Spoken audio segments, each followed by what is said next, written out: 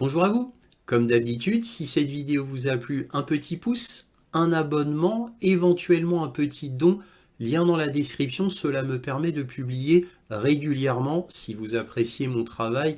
Bien sûr, aussi, n'hésitez pas à partager mes vidéos afin que cette chaîne soit mieux connue. Merci à tous pour tout cela, merci à tous de votre soutien à cette chaîne. Donc là, cette vidéo va être sur le mandat d'arrêt international qui a été émis par la Cour pénale internationale concernant trois individus. On a Netanyahou, donc Premier ministre israélien, Gallant, ministre de la Défense israélien, et on a un commandant du Hamas, donc qui a eu un mandat d'arrêt international contre lui. Bref, trois personnages, mais évidemment, celui qui nous intéresse le plus, c'est Netanyahou. Alors vous vous doutez bien, quand il y a eu un mandat d'arrêt international qui a été finalement délivré, effectivement, officiellement par la Cour pénale internationale, après 6 mois de tergiversation, 6 mois où il a fallu des milliers et des milliers de preuves réunies de tout un tas d'institutions, je ne vais pas tous les nommer, elles sont trop nombreuses, mais notamment il y a l'ONU, la Croix-Rouge internationale, Amnesty International, Human Rights Watch et bien d'autres encore. Bref, donc ça a fait un scandale international, mais du côté occidental. Bien évidemment, du côté occidental. Parce qu'en réalité, maintenant, l'ONU admet que, en réalité, Israël commet un génocide, bien évidemment commet des crimes de guerre, c'était déjà une évidence, et fait du nettoyage ethnique. Et comme on va le voir en article, parce que évidemment après nous allons voir, c'est la tradition, les articles, et bien je vous montrerai le site des Nations Unies qui met ça dans les gros titres, c'est-à-dire vous verrez, voilà, Israël condamné parce qu'elle fait un génocide.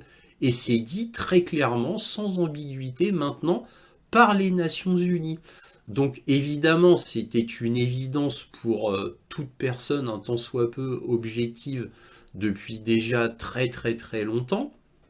Et aussi, un fait très important à rappeler, c'est que pour l'ONU, le Hamas, ça va en étonner plus d'un, n'est pas considéré comme une organisation terroriste. Alors j'avais déjà fait une vidéo sur le conflit israélo-palestinien où je vous avais montré sur le site de l'ONU le fait que le Hamas n'était pas considéré comme une organisation terroriste et je vous avais même montré le résultat du vote de l'ONU qui était très clairement pour le monde, pour le Hamas, dans le sens de ne pas le considérer comme une organisation terroriste. Alors évidemment, ça peut étonner énormément d'Occidentaux du fait du battage médiatique où ils disent que le Hamas est une organisation terroriste comme si c'était une évidence et que c'était tout à fait naturel. Eh bien non. Et au niveau journalistique, on a quand même la BBC qui très solennellement a dit qu'il ne considérait pas le Hamas comme une organisation terroriste. Alors vous allez me dire, oui, mais c'est le seul grand média occidental qui a déclaré cela. Et je vous avais montré l'article de la BBC qui disait cela. Donc la BBC, très courageuse hein, vis-à-vis des autres grands médias occidentaux. Donc vous allez me dire, mais comment cela se fait-il, puisque la plupart des grands médias occidentaux, et j'insiste occidentaux, disent que le Hamas est une organisation terroriste, pourquoi l'ONU ne considère pas le Hamas comme une organisation terroriste? Eh bien tout simplement au niveau des lois internationales, Israël, qui a bafoué énormément de résolutions de l'ONU depuis 1947, n'a jamais respecté les résolutions de l'ONU qui condamnaient Israël. Israël a toujours foulé aux pieds les résolutions de l'ONU, n'a jamais respecté aucune loi internationale?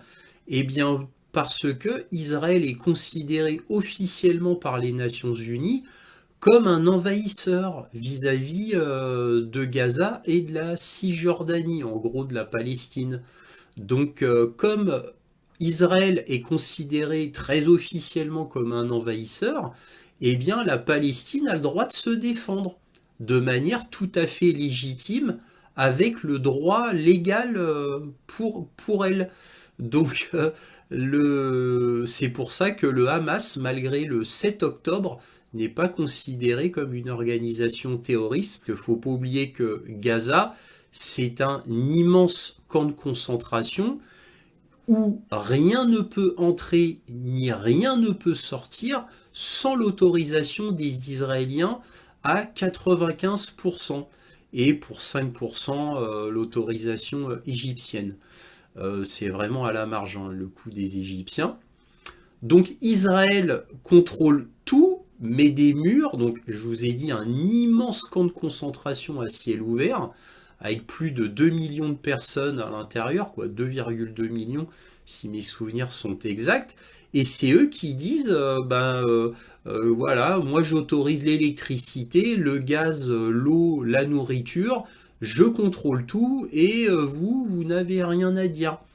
Voilà. Et en plus, on a les Palestiniens qui vivent en Israël, eux sont considérés officiellement comme des citoyens de seconde zone, avec des droits qu'ils n'ont pas, c'est-à-dire des droits qui ne sont pas équivalents aux Israéliens. Voilà, donc c'est un régime officiel d'apartheid, et en plus, c'est un envahisseur qui ne cesse de grignoter des territoires, et là, tout dernièrement, n'hésite pas à détruire la Palestine sans qu'aucun pays ne fasse strictement quoi que ce soit contre Israël. Et pourquoi? Parce que Israël a le soutien total des Occidentaux et en particulier des États-Unis, et ce depuis 1947. Et on ne peut rien faire parce que l'Occident est bien trop puissant, bien sûr. Parce que la morale à la fin, c'est ça quand même, hein. Israël a une impunité absolument totale, quoi qu'elle dise, quoi qu'elle fasse. Alors le coup de l'Angleterre, de l'Australie, du Canada, qui ont dit qu'ils arrêteraient Netanyahou si jamais il venait sur leur territoire, tout ça c'est extrêmement hypocrite. C'est pour dire, on a encore un petit reste de dignité et de respect de la loi internationale, donc on dit ça, sachant que Netanyahou, bien entendu, de toute manière, n'ira pas là-bas. Hein, ce qui l'intéresse, lui, ce sont les États-Unis et pas d'autres pays. Peut-être un peu la France, mais c'est surtout les États-Unis, donc déjà ça ne le dérange pas. Et on a la France, cas particulier, puisque la France, elle a dit qu'elle donnait une immunité à Netanyahou, carrément, comme ça, au moins aucune hypocrisie, on sait qui contrôle qui. D'Israël et de la France, on sait qui contrôle qui, vous m'avez compris.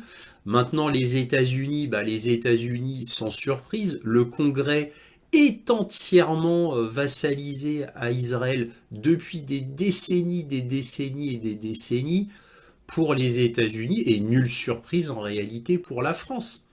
La France, Israël, c'est pareil, j'ai envie de vous dire, hein. Rappelez-vous les propos de Manuel Valls. Je ne vais pas les citer ici, mais tout le monde les connaît maintenant. Bref, on va passer maintenant aux articles, et ce sera tout. L'analyse, elle était là. Il n'y a pas grand-chose d'autre à dire. Passons aux articles. Alors on va commencer avec un article de la BBC qui nous dit des mandats d'arrêt ont été émis contre Netanyahou, donc c'est lui, Premier ministre israélien, Gallant, c'est lui, ministre de la Défense israélien, et le commandant du Hamas pour crime de guerre présumé.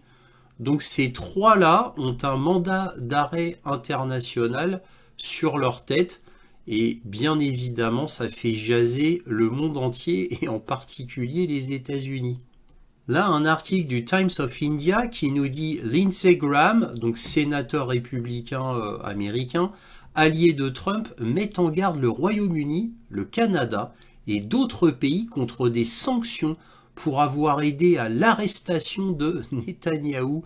Nous devrions écraser votre économie. C'est ce que dit Lindsey Graham. Alors évidemment, Lindsey Graham, hein, c'est le frère jumeau de Donald Trump. Donc il est très proche de Donald Trump. Ils sont vraiment de vrais alliés. Alors bien évidemment, pour avoir aidé à l'arrestation de Netanyahou, c'est faux, c'est complètement ridicule. C'est parce que ces pays-là, donc les pays ennemis pour Lindsey Graham, ont permis à ce qu'il y ait le mandat d'arrêt contre Netanyahou et Gallant. Et ça, le Congrès, les républicains ne le supportent pas. Ne le supportent pas. Alors évidemment, Lindsey Graham, lui, c'est un fou pro-Israël. Donc il est furieux que le Royaume-Uni, le Canada et d'autres aient permis ce mandat d'arrêt, mais évidemment Netanyahou ne sera jamais arrêté et par qui que ce soit, bien sûr. Ce serait absolument un événement tout à fait extraordinaire que Netanyahou soit effectivement arrêté par le Royaume-Uni ou le Canada. Et bon, les autres pays, à noter quand même que dans les autres pays, il y a l'Australie. Donc Royaume-Uni, Canada, Australie, imaginez-vous les alliés les plus proches des États-Unis qui, là, n'ont pas obéi aux États-Unis. Ils n'ont pas obéi.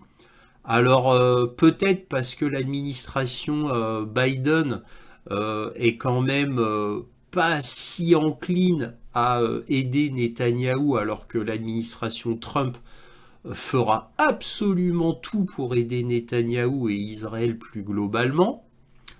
Alors bon, même si c'est une hypocrisie absolument totale, puisque l'administration Biden n'a jamais autant aidé Israël. Hein, là, l'administration Biden n'a jamais autant aidé financièrement et en armement Israël que maintenant. Voilà, il faut quand même le rappeler. Donc c'est un véritable séisme. Et pourquoi tous les journaux en parlent, les journaux internationaux? Parce que Lindsey Graham, comme on l'a dit au début de vidéo, il est proche de Donald Trump. Ils ont exactement les mêmes pensées que Donald Trump. Et Lindsey Graham, en général, dit tout haut ce que pense tout bas Donald Trump. Alors c'est pour ça que ça fait autant jaser et qu'on en parle dans les grands médias internationaux. Bref, morale de l'histoire, nous avons quand même le Royaume-Uni, le Canada et l'Australie pour parler des pays les plus importants de la liste de Lindsey Graham, qui ont officiellement dit qu'ils arrêteraient Benjamin Netanyahou et Gallant si jamais ils venaient sur leur territoire. Donc c'est une information absolument énorme. Cela dit, ils sont cohérents malgré tout avec la loi internationale, car quelle réputation ils auraient si jamais ils faisaient comme la France, comme on va le voir prochainement. C'est-à-dire, ah bah non, on va pas arrêter Netanyahou et Gallant s'ils venaient sur notre territoire. Ça ferait une très très mauvaise image de marque pour ces pays-là. Donc en réalité, ils ne font que suivre la loi internationale. Et vous notez que les États-Unis, bien entendu, crachent sur la loi internationale quand ça ne les arrange pas. Alors ici, un article du Monde qui nous dit pourquoi la France a offert des garanties à Netanyahou concernant le mandat d'arrêt de la CPI. Mercredi, Paris a fait valoir que les immunités s'appliquent au Premier ministre israélien et bien sûr à Gallant. Cette déclaration française, qui porte atteinte à l'autorité de la Cour pénale internationale, a suscité l'indignation des défenseurs des droits de l'homme et il faudra ajouter dans le monde entier. Et là, on a vu que les masques tombent.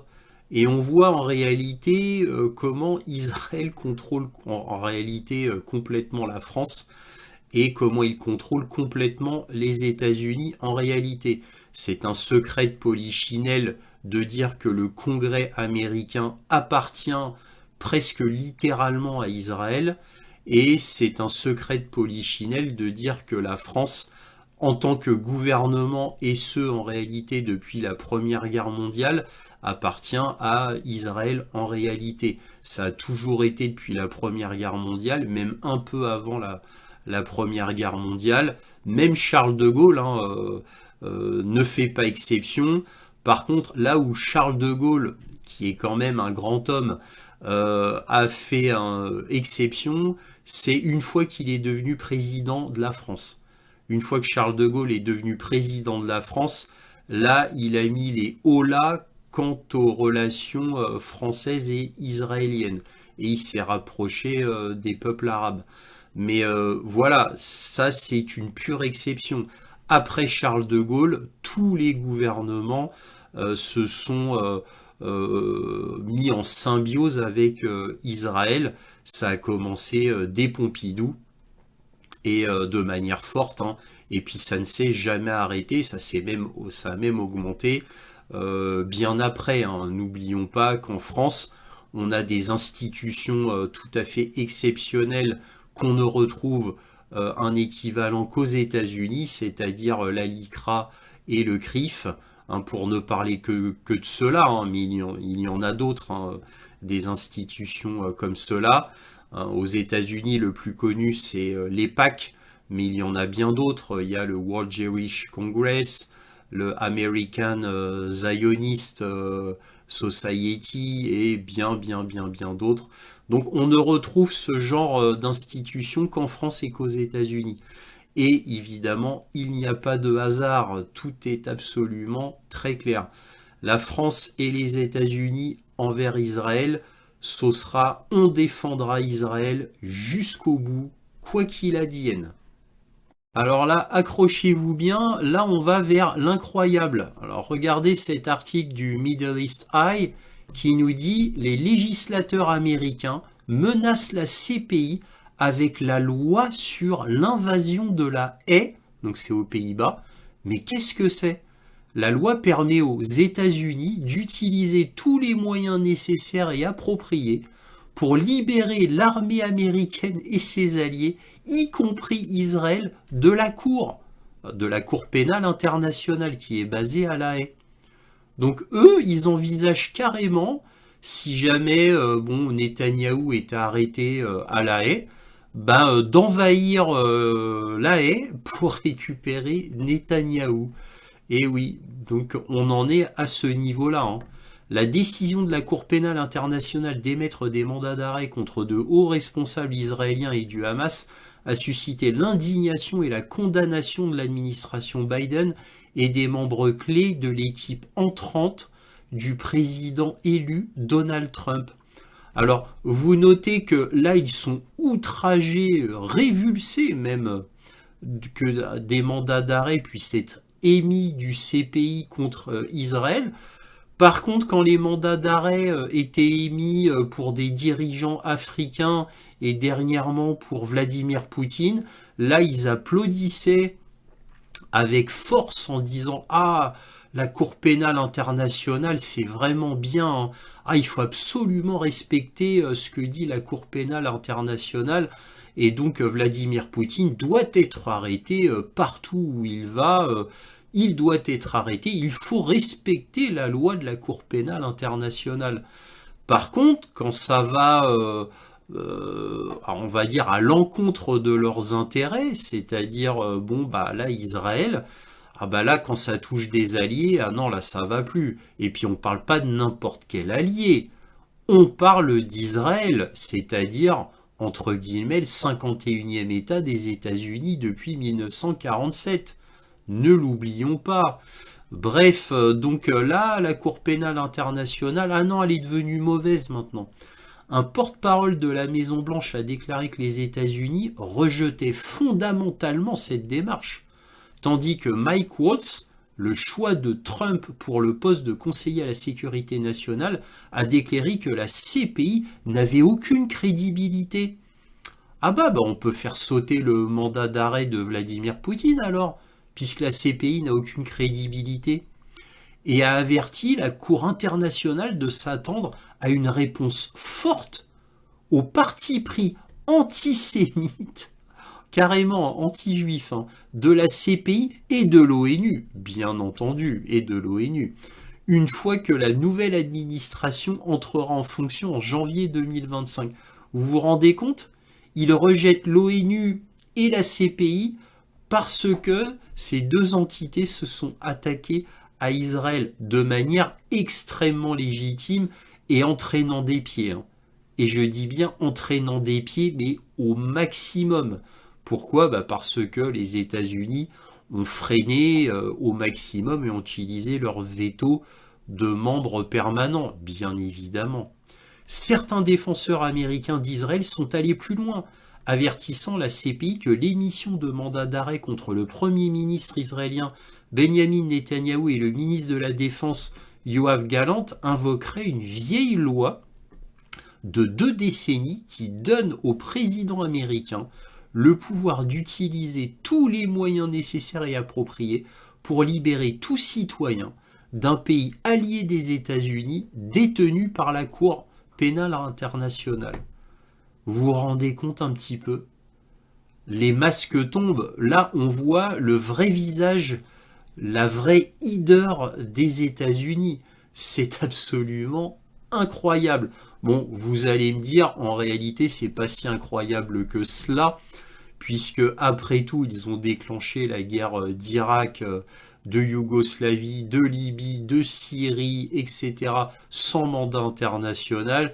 Ils ont bombardé des villes, ils ont fait des millions et des millions de morts, comme ça, sans que personne ne trouve à redire, hein. Eux, ils ont commencé très fort, les États-Unis, avec la bombe sur Nagasaki et Hiroshima. Bon, c'est un petit peu jasé dans le monde, mais bon, on a vite passé l'éponge, hein. Même le Japon devait baisser la tête après ces deux événements-là et ne jamais en parler officiellement. Donc voilà, donc tout est possible, hein. Pourquoi respecter les lois internationales, les droits les plus basiques des êtres humains quand on est les États-Unis? Il n'y a pas besoin en réalité. Donc ils profitent de leur puissance. Il n'y a qu'une seule loi pour les États-Unis et ça a toujours été le cas. C'est je suis le plus fort, donc je fais ce que je veux. Enfin, on va finir avec un article des Nations Unies qui nous dit: le comité spécial de l'ONU estime que les méthodes de guerre d'Israël à Gaza sont compatibles avec un génocide, y compris le recours à la famine comme arme de guerre. Et pourtant, on a les Nations Unies, Amnesty International, Human Rights Watch International et bien d'autres institutions internationales comme la Croix-Rouge par exemple et bien d'autres, je ne vais pas tous les citer. Tout le monde est d'accord pour dire qu'en réalité il y a un génocide, un nettoyage ethnique en Palestine, et pourtant on a tous ces pays-là qui jusqu'au bout ont soutenu Israël. Donc évidemment on a les États-Unis et les pays vassaux, hein, c'est-à-dire l'Angleterre, la France, l'Allemagne, l'Australie, etc., le Canada, etc. Il y en a beaucoup, hein, je ne vais pas tous les citer, mais vous les connaissez très bien. En gros, l'Amérique du Nord et l'Union européenne, pour faire simple, avec l'Australie et la Nouvelle-Zélande de l'autre côté de la Terre. Mais bon, bref, voilà, tous ces pays-là, jusqu'au bout, ont dit qu'ils soutiendraient Israël et ont même donné des armes et des finances à Israël, bien entendu, comme ils le font depuis des décennies. Et là, il a fallu un mandat d'arrêt international pour que ces pays-là commencent à dire: ah bah oui, on n'autorisera pas Netanyahou à venir chez nous, hein, parce que s'il vient, on va l'arrêter. Alors, il est à noter que ces pays-là ont dit qu'ils respecteraient la loi internationale de la Cour pénale internationale, certes, mais en attendant, ils fournissent un soutien toujours très tangible, très concret à Israël, au niveau de l'armement, et ça ne faiblit en aucun cas. Ça ne faiblit pas.